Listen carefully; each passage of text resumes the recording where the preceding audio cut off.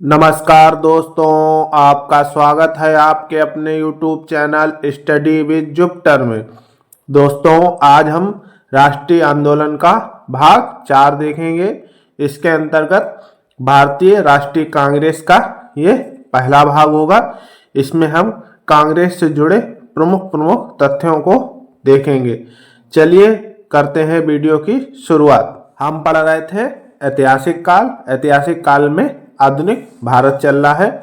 इससे पूर्व ऐतिहासिक काल से पूर्व हमने प्रागैतिहासिक काल तथा आद्य ऐतिहासिक काल पढ़ा था तथा ऐतिहासिक काल में हमने पहले प्राचीन भारत तथा मध्यकालीन भारत पढ़ा था तथा आधुनिक भारत में हमने उत्तर मुगल काल, भारत में यूरोपीय कंपनियों का आगमन, नए साम्राज्यों का गठन, अंग्रेजों का संघर्ष, जनरल गवर्नर जनरल उनकी नीतियां, 1857 के पूर्व के प्रमुख विद्रोह, 1857 का विद्रोह, भारतीय प्रेस का विकास और भारत में बौद्धिक पुनर्जागरण, ये सारे वीडियो पढ़ चुके हैं। अगर आपने वो वीडियो नहीं देखे तो प्लेलिस्ट में जाके वो वीडियो जरूर देखें। अब चल रहा है राष्ट्रीय आंदोलन। राष्ट्रीय आंदोलन में वायसराय और उनकी नीतियां हो चुका हैं तथा भारत में राष्ट्रवाद का विकास भी हो चुका है। आज चलेगा भारतीय राष्ट्रीय कांग्रेस। चलते हैं वीडियो की ओर। भारतीय राष्ट्रीय कांग्रेस सबसे पहले सन 1884 ईस्वी में इंडियन नेशनल यूनियन नाम से इसे बनाया गया। इसकी स्थापना एलन ऑक्टेवियन ह्यूम या A.O. ह्यूम ने की थी। उस समय तत्कालिक वायसराय लॉर्ड डफरिन था। इसका पहला अधिवेशन 28 दिसंबर 1885 को बंबई के तेजपाल गोकुलदास संस्कृत विद्यालय में हुआ था। इसके पहले अध्यक्ष व्योमेश चंद्र बनर्जी थे तथा यह इस अधिवेशन में कुल 72 लोगों ने भाग लिया था, जिसमें 39 वकील थे। आप देख सकते हैं प्रथम सत्र के जो हुआ था उसका ये फोटो है। इसके पहले नाम भारतीय राष्ट्रीय संघ था। बाद में दादा भाई नौरोजी ने इसका नाम भारतीय राष्ट्रीय कांग्रेस कर दिया। ये एलन ऑक्टेवियन ह्यूम है, ये इनके द्वारा या A.O. ह्यूम इनके द्वारा कांग्रेस का गठन किया गया था। ये उस समय का ये एक फोटो है। चलिए बढ़ते हैं। कांग्रेस से जुड़े प्रमुख वक्तव्य। लॉर्ड डफरिन क्या कहता है कांग्रेस के विषय में? कांग्रेस जनता के उस अल्पसंख्यक वर्ग का प्रतिनिधित्व करती है जिसकी संख्या सूक्ष्म है। और क्या कहता है लॉर्ड डफरिन? सूक्ष्मदर्शी अल्पसंख्यकों की ये संस्था है। अगले फिरोज शाह मेहता क्या कहते हैं कांग्रेस के विषय में? कांग्रेस की आवाज जनता की आवाज नहीं है। ये बहुत इंपॉर्टेंट है। ये वक्तव्य अक्सर क्वेश्चन में पूछ लिए जाते हैं। अगले हैं बाल गंगाधर तिलक। यदि हम वर्ष में एक बार मेढक की तरह टर्राए तो हमें कुछ नहीं मिलेगा। ये कहते हैं बाल गंगाधर तिलक। कांग्रेस के जो अधिवेशन होते हैं प्रतिवर्ष उसके विषय में ये बात कहते हैं।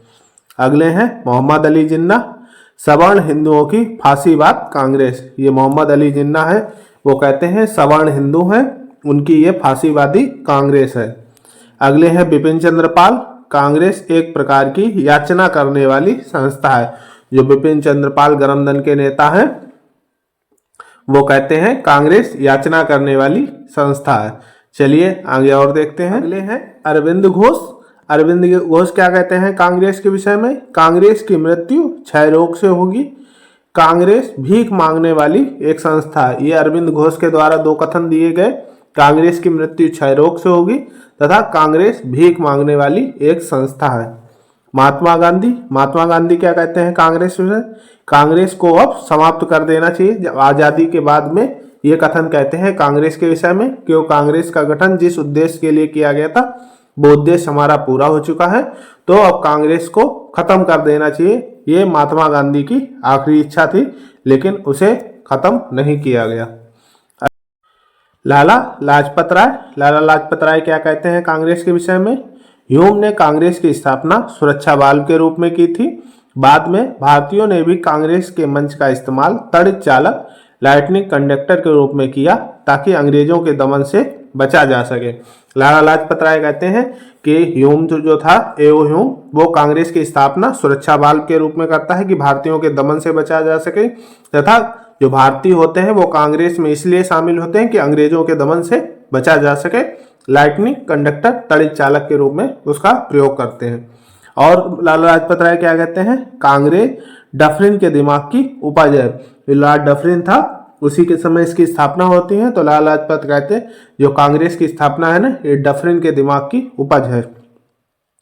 अगला है द इंडियन मिरर अखबार। जो इंडियन मिरर अखबार है वो कांग्रेस के विषय में 1886 में क्या छापता है, दिसंबर 1885 में कांग्रेस का स्थापना होती है। उसके बाद 1886 में क्या छापा जाता है, राष्ट्रीय कांग्रेस हमारे देश की भावी संसद का केंद्रक है और हमारे देशवासियों के लिए अकल्पनीय रूप से लाभकारी परिणामों को जन्म देगी और जो वास्तव में आगे चलकर ये बात सत्य साबित होती है, जो द इंडियन मिरर अखबार में 1886 में छापी गई थी। चलिए बढ़ते हैं आगे। बंकिम चंद्र चटर्जी। बंकिम चंद्र चटर्जी क्या कहते हैं कांग्रेस के विषय में, कांग्रेस के लोगों पदों के भूखे हैं। ये बंकिम चंद्र चटर्जी कहते हैं जो कांग्रेस के लोग हैं वो पद प्राप्त करने के लिए हमेशा उत्साहित रहते हैं। अगले हैं अश्विनी कुमार दत्त। कांग्रेस का सम्मेलन 3 दिनों का तमाशा है। ये अश्विनी कुमार दत्त कहते हैं कि कांग्रेस के जो सम्मेलन है वो 3 दिन का तमाशा है। लॉर्ड कर्जन क्या कहता है, ये सबसे ज्यादा इंपॉर्टेंट है, इसका बार बार पूछा जाता है। लॉर्ड कर्जन ने क्या वक्तव्य दिया था, कांग्रेस अपने पतन की ओर बढ़ रही है और भारत में रहते हुए मेरी सबसे बड़ी महत्वाकांक्षा इसे शांतिपूर्वक तरीके से समाप्त करने में मदद करना है। ये कथन है। कहीं कहीं इस टाइप से दूसरा क्वेश्चन भी कथन पूछा जाता है। 1900 में ये कहता है कथन, कांग्रेस टूट रही है और लड़खड़ाते हुए अपने पतन की ओर बढ़ रही है। मेरी परम अभिलाषा है कि भारत में रहते हुए मैं इसका शांतिपूर्ण निधन में सहायता करूं। ये 2 कथन है और महात्मा गांधी ने कथन दिया था, वो आज़ादी के बाद दिया था। तो कांग्रेस को अब समाप्त हो जाना चाहिए, लेकिन कांग्रेस को अपने सामने समाप्त हो जाना चाहिए। ये लॉर्ड कर्जन का कथन है। ये आप इम्पॉर्टेंट है, बहुत याद रखिएगा। अगले हैं बदरुद्दीन तैयब साहब। ये 1887 में कथन देते हैं, कांग्रेस सभी समुदायों की संस्था है। ये बदरुद्दीन तैयब जी कहते हैं। चलिए अब देखते हैं जो कांग्रेस का ध्वज है उसकी स्थापना किस प्रकार से होती है तथा किन किन रूपों में कांग्रेस का ध्वज गुजरता है। चलिए बढ़ते हैं आगे। कांग्रेस के प्रतिनिधित्व में ध्वज का स्वरूप, इसको हम देखते हैं। 1906 में कुछ इस प्रकार का था, 1907 में कुछ इस प्रकार, 1917 में ये था, 1921 में ये था, 1931 में ये, 1947 जो हमारा आज़ाद भारत होता वो इसी झंडे के साथ होता है। 31 मई 1931 को कांग्रेस ने पहली बार ऐसे झंडे को मान्यता दी जिसमें हरा रंग, सफ़ेद और लाल रंग था। ये ऊपर वाला आप देख सकते हैं। उसके बाद 1931 में तिरंगे में लाल रंग की जगह केसरिया रंग जोड़ा गया, ये देख सके जुड़ा, और उसमें तिरंगे अशोक की जगह चरखे को दिखाया गया। चरखा दिख रहा है महात्मा गांधी का। 22 जुलाई 1947 को मौजूदा तिरंगों को पहली बार लहराया गया था। ये 22 जुलाई को ये मौजूदा तिरंगा पहली बार लहराया गया था। चलिए अब झंडे के बारे में थोड़ा विस्तार से देख लेते हैं। सिस्टर निवेदिता का ध्वज, ये सिस्टर निवेदिता का ध्वज है। 1904 में पहला भारतीय ध्वज अस्तित्व में आया। इसे स्वामी विवेकानंद की एक आयरिश शिष्या सिस्टर निवेदिता ने बनाया था। जो सिस्टर निवेदिता थी, जो हमने स्वामी विवेकानंद वाले वीडियो में देखा था निवेदिता, वो यही निवेदिता है। कुछ समय बाद ध्वज को सिस्टर निवेदिता के ध्वज के रूप में जाना जाने लगा। ध्वज में लाल और पीले रंग शामिल है, आप देख सकते हैं लाल रंग है और पीले रंग से ये कुछ लिखा हुआ है। लाल रंग स्वतंत्र संग्राम का प्रतीक है और पीला रंग जीत का प्रतीक है। बंगाली शब्दों में वंदे मातरम लिखा था, ये वंदे और ये मातरम लिखा है। भगवान इंद्र के हथियार वज्र के रूप की आकृति, ये वज्र आप देख सकते हैं बीच में बनाया गया है और बीच में एक सफेद कमल सा है। ये आप कमल सा दिख रहे हैं आपको कुछ इस टाइप से। प्रतीक वज्र की शक्ति और कमल की पवित्रता को दर्शाता है। इस प्रकार से ये था सिस्टर निवेदिता का ध्वज। उसके बाद में 1906 में अगला ध्वज आता है। 7 अगस्त 1906 को भारत का पहला अनाधिकारिक राष्ट्रीय ध्वज फहराया गया। यह अनाधिकारिक है, राष्ट्रीय ध्वज फहराया गया था। कलकत्ता में पारसी बागान स्क्वायर ग्रीन पार्क में यह फहराया गया था। ध्वज में लाल, पीले और हरे रंग के 3 क्षैतिज पट्टियां थीं। लाल, हरा और पीला रंग था इसमें। इसे कलकत्ता ध्वज या कमल ध्वज के रूप में जाना जाता है क्योंकि इसमें अष्टकमल ऊपर दिए गए थे। इसे अष्ट कमल ध्वज या कलकत्ता ध्वज के नाम से भी जाना जाता है। इसी को अभी और देखते हैं आगे। इसे बीच में वंदे मातरम लिखा हुआ है। लाल पट्टी पर दो प्रतीक थे, एक सूरज चंद्रमा और दूसरा अर्धचंद्र। हरी पट्टी पर 8 आधे खुले हुए कमल थे जो हमने ऊपर देखा था। ध्वज को सचिंद्र प्रसाद बोस और सुकुमार मित्रा ने डिजाइन किया था। झंडे को फहराने को बंगाल के विभाजन के खिलाफ बहिष्कार दिवस के रूप में मनाया जा रहा था। भारत की एकता को चिन्हित करने के लिए सुरेंद्र नाथ बरेली द्वारा वो ध्वज था उसको फहराया गया था। अगला है 1907 का ध्वज। ये आप देख सकते हैं 1907 में कुछ ध्वज का स्वरूप ये हो गया था। इसमें क्या हुआ था, रंगों का क्रम पलट जाता है और कमल की जगह स्टार आ जाते हैं। 22 अगस्त 1907 को जर्मनी के स्टटगार्ट में मैडम कामा ने झंडे को फहराया था। मैडम कामा विनायक दामोदर सावरकर और श्याम जी कृष्ण वर्मा ने मिलकर इसे बनाया था।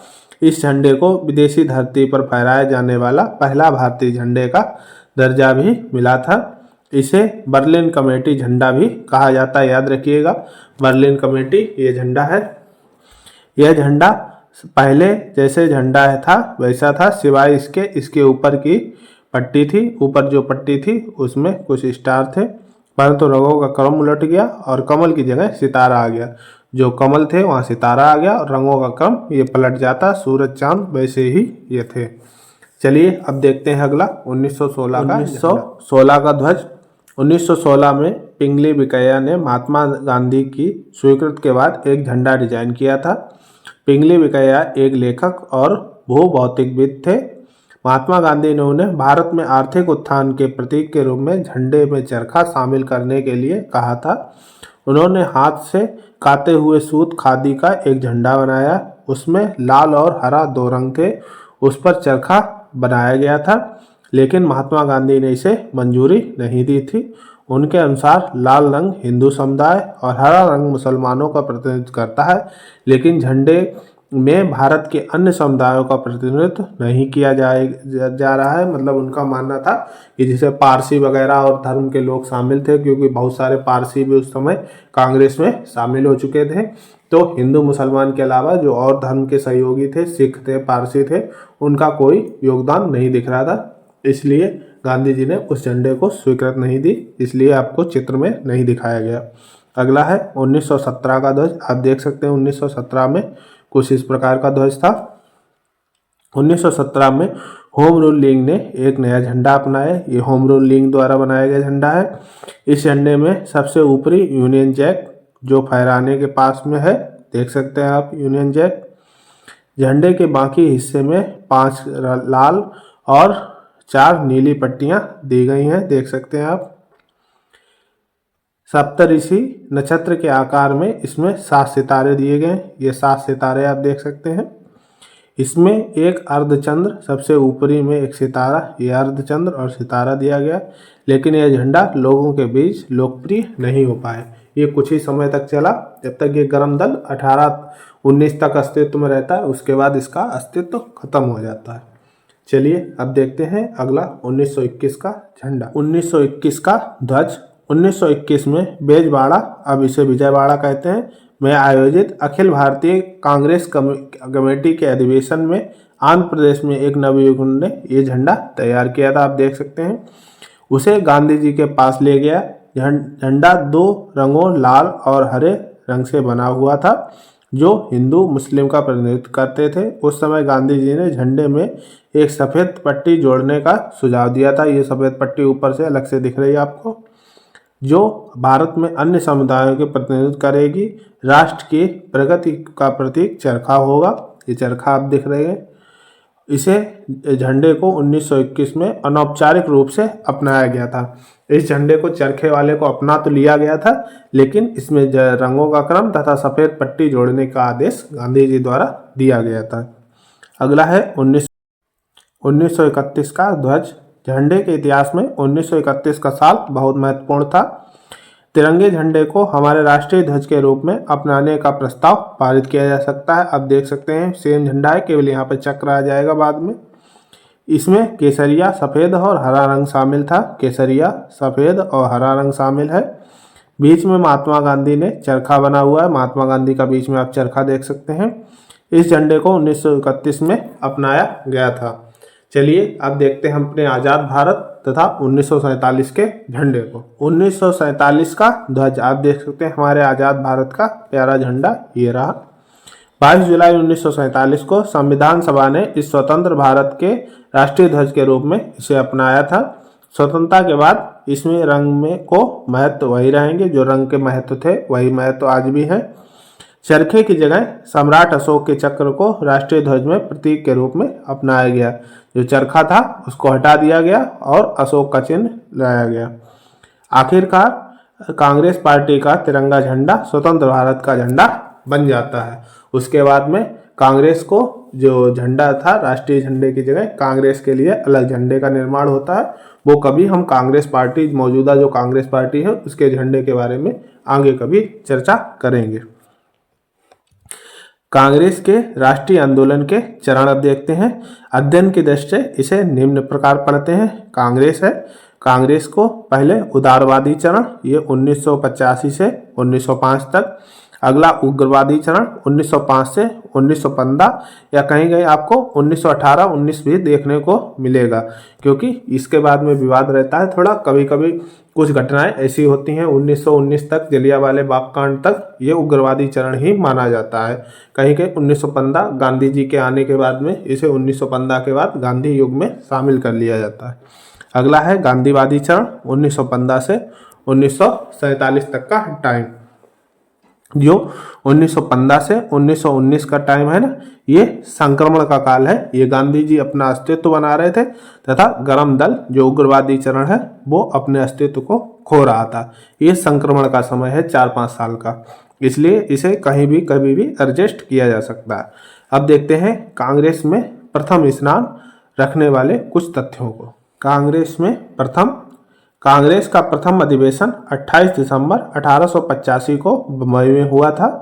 कांग्रेस के प्रथम अधिवेशन के अध्यक्ष व्योमेश चंद्र बनर्जी थे। कांग्रेस के प्रथम पारसी अध्यक्ष दादा भाई नौरोजी थे। कांग्रेस के प्रथम मुस्लिम अध्यक्ष बदरुद्दीन तैयब साहब थे। कांग्रेस के प्रथम गैर भारतीय अध्यक्ष जॉर्ज यूले थे। कांग्रेस के प्रथम महिला अध्यक्ष एनी बेसेंट थी। जो बदरुद्दीन तैयब है इनके बारे में बहुत आगे से विस्तार से देखेंगे। कांग्रेस की प्रथम महिला भारतीय अध्यक्ष सरोजनी नायडू थी, कानपुर के अधिवेशन में 1925 में। आगे हम इसे पढ़ेंगे। भारत प्रथम महिला जिसने कांग्रेस के अधिवेशन को संबोधित किया था कादम्बिनी गांगुली, इसे बहुत याद रखिएगा, 1890 के अधिवेशन में। अब कादम्बिनी गांगुली है कौन?